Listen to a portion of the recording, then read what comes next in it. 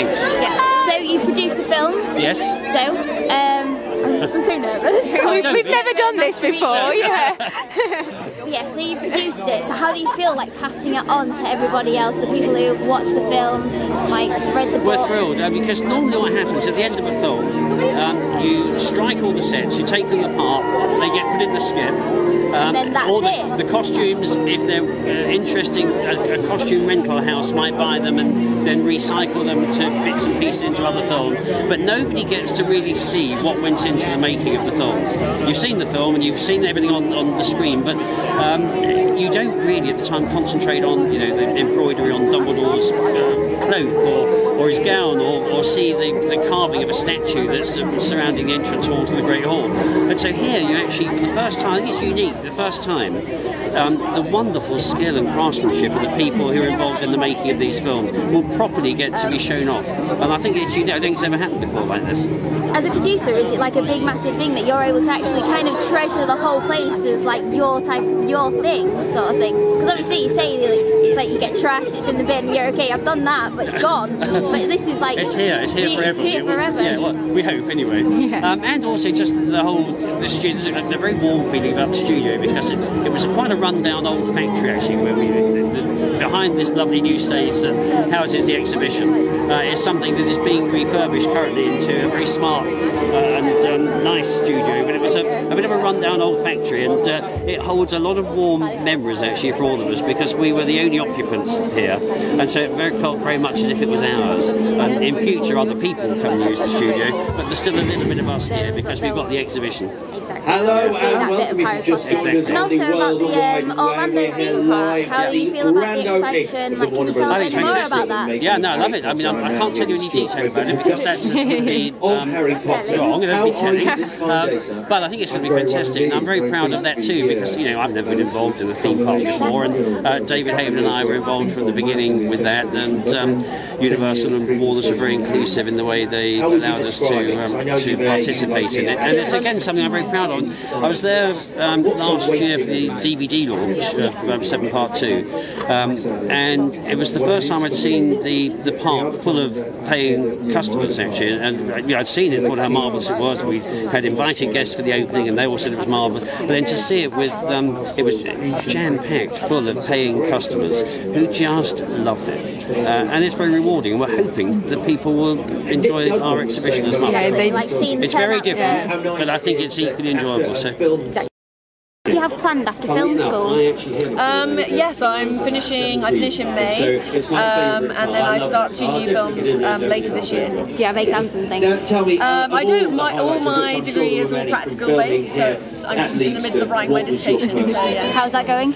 Slowly but surely, yeah. I've got 3 weeks left, so. Oh god, it's okay then. So, you mentioned you've got 2 movies later on in the year. Can you tell us anything more about that? Yeah, one is the one I'm doing later on this year. It's a British film called In Want of a Wife. That is kind of very different to Harry Potter. And then there's another American film that I'm doing in June, but I can't tell you too much about that one. The one for the UK, so how is that going? Is that okay? Yeah, it hasn't started yet, so I'm starting probably right at the end of this year. You say it's different from Harry Potter. How is it different? Yeah, it's a period piece, so it's all 17th century England, so it's quite gritty and quite different to the character you're playing. Have you learnt a lot from doing that though? We haven't started yet, so I'm sure I will when we start, but Oh, just one more. I absolutely love the Weasleys and the Burrow and everything. Can you say like anything, like your most enjoyable moment, like just? Yeah, I mean, I guess that's what was always so nice for us as the Weasleys, that we had those other scenes that other people, there was our own little kind of our little unit that we had, and it's just an incredible set really. Everything's moving and going quite crazy, and everything's completely out of level, and so it's quite. I think it definitely shows the family. Yeah, it's such a lovely set when we see it. Yeah.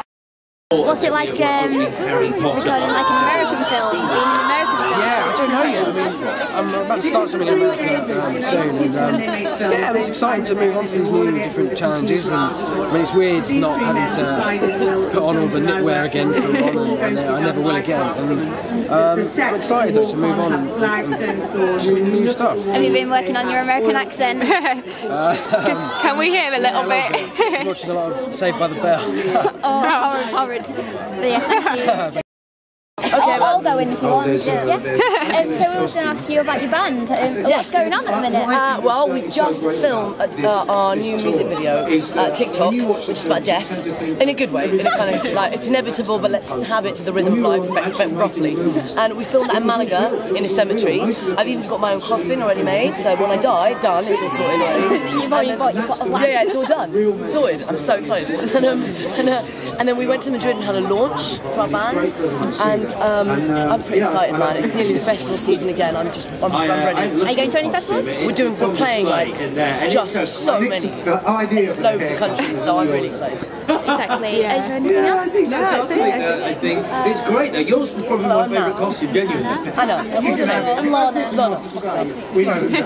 So tell me, what do you think fans of Harry Potter are going to take away from this experience? Because I know you've seen it all. My favourite thing in there, I think, as I said, it just is actually the Hogwarts model. It makes it all a little bit more real. Amazing. I just can't believe someone did that. Someone did that. It blew my mind.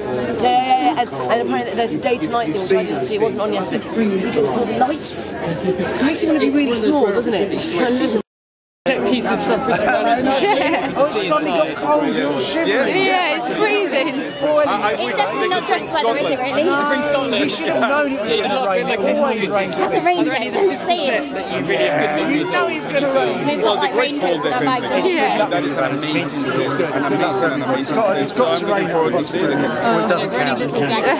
So what's it been like playing like such a evil character? You know, the thing is that they cut some of my stuff out because it was too evil.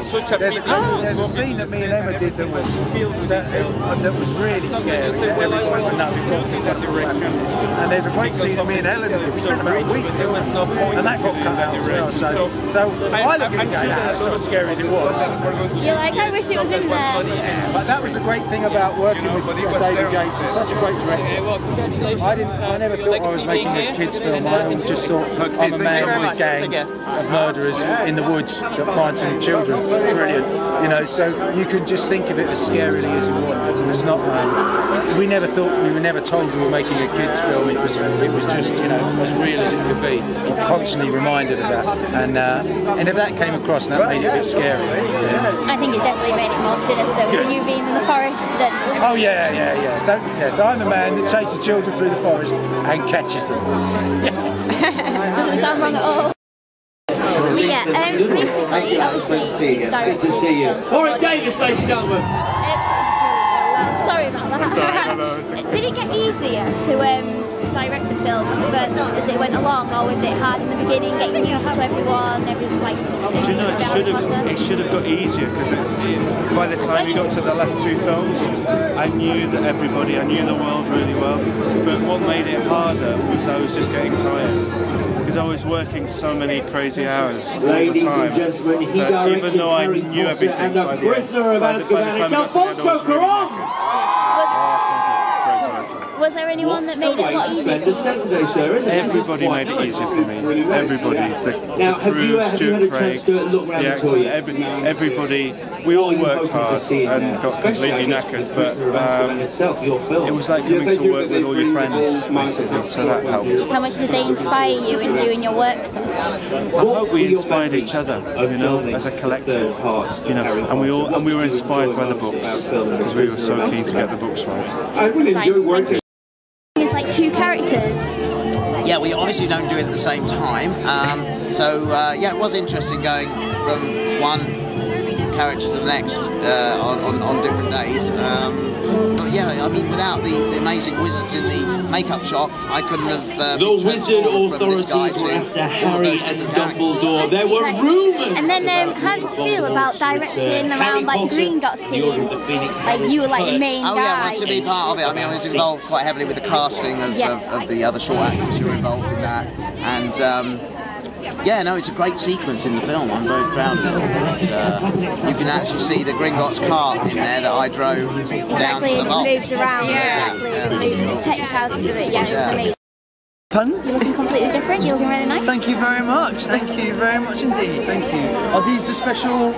Is a special kind fan of site. special fan site? Yeah. Exclusive fan site. How do you get here? How do you get this? With pure luck, I think. Yeah. So we're so happy. At the end of obviously in the Deathly Hallows, you made up with Harry in the end. I did, that yes. wasn't shown really in the film. it wasn't. Exactly, like you leaving the cups of tea. I don't think anyone who didn't read the books wouldn't have really understood that. Yeah. But it's like, are you disappointed that that wasn't shown? Not really. I mean, I think it's just one of those things. You know, it's a big old book, and stuff has to go, and that was one of them. So it's just one of those things, really. But I mean, it's there in the deleted scene, so. Yeah.